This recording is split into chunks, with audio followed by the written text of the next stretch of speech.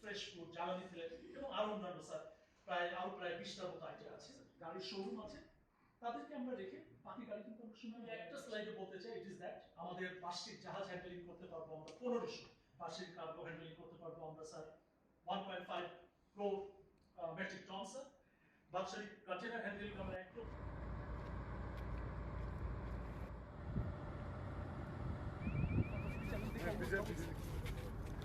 আমাদের এত বড় চ্যালেঞ্জ কিন্তু দরকার নেই স্যার, এই জন্য স্যার আপনাকে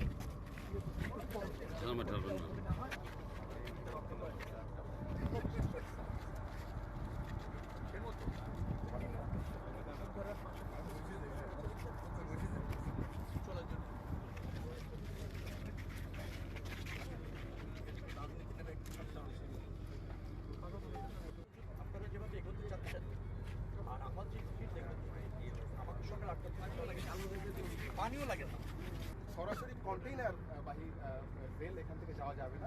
এরিয়া এখানে 74 একর, 1978 সাল থেকে 82 সালের মধ্যে তৈরি হয়েছিল।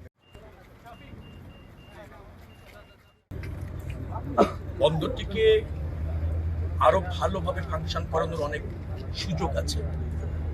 কিছু কিছু পদক্ষেপ গ্রহণ করলেই এই বন্দরটি একটা পরিপূর্ণ সফল সামুদ্রিক বন্দর হিসেবে প্রতিষ্ঠিত করা সম্ভব, যা জাতীয় অর্থনীতিতে গুরুত্বপূর্ণ ভূমিকা রাখবে। রপ্তানি আমদানি দুটিতেই একটা গুরুত্বপূর্ণ ভূমিকা রাখা সম্ভব। কাজে নেবে ইতিমধ্যে রেল সংযোগ প্রায় প্রতিষ্ঠিত, নৌ স্থল যোগাযোগ ব্যবস্থাপনা কিন্তু আরো কিছুটা উন্নত করার প্রয়োজন আছে। যদি আমরা এটাকে শতভাগ এর সক্ষমতা এবং সম্ভাবনাকে কাজে লাগাতে চাই। আলোচনা হয়েছে কিছু পদক্ষেপ খুবই জরুরি এই মুহূর্তে গ্রহণ করার, সেটি আমি ঢাকায় ফিরে চেষ্টা করব দ্রুততম সময়ের মধ্যে নেওয়ার। আবার কিছু হচ্ছে স্বল্পমেয়াদী, দীর্ঘমেয়াদী, মধ্যমেয়াদী, কি করলে মানে জাতীয় অর্থনীতি এবং জাতীয় বৈদেশিক বাণিজ্যে একটা গুরুত্বপূর্ণ ভূমিকা এই বন্দরকে ব্যবহার করে রাখা যায়, সেই চেষ্টার অংশ হিসাবে এখানে বসে। তো আমি জ্ঞাত হয়েছি, করণীয় অনেকটা নির্ধারণ করতে পেরেছি।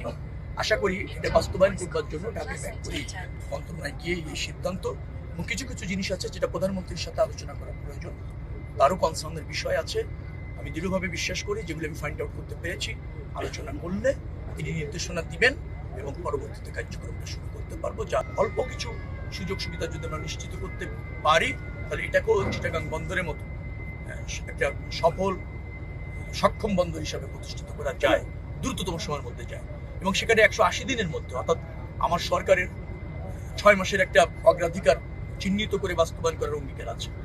তো সেই জায়গাটাও আমি চিহ্নিত করতে পেরেছি। আশা করছি 6 মাসের মধ্যে এই বন্দরের ব্যবস্থাপনার আমূল পরিবর্তন